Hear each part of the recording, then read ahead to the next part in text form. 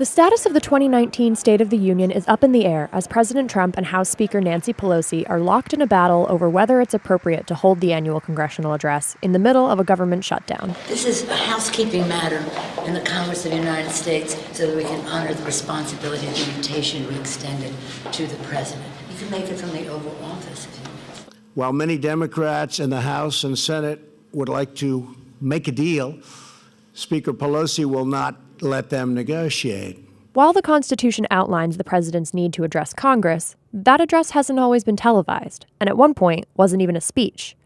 The tradition of delivering the speech in person in front of both houses of Congress only began in 1913 with President Woodrow Wilson.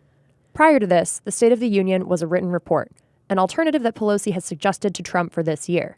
If you don't open up government, if that doesn't happen, let's discuss a mutually agreeable date. With the advent of radio, the State of the Union evolved into a way for the president to communicate his message to the American public, not just Congress. And of course, televising the address, which began with President Harry Truman in 1947, further strengthened this notion.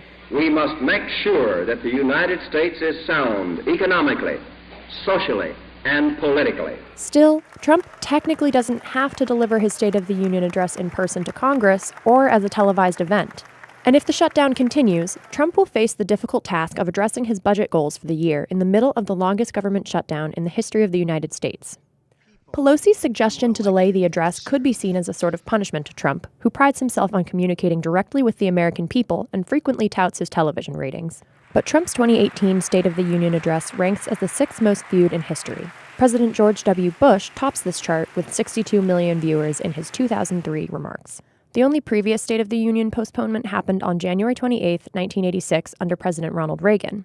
The Space Shuttle Challenger exploded earlier that day, prompting Reagan to instead speak from the Oval Office and delay the State of the Union by 1 week. The crew of the Space Shuttle Challenger honored us for the manner in which they lived their lives. We will never forget them, nor the last time we saw them. Now, as Trump and Pelosi remain in gridlock with the State of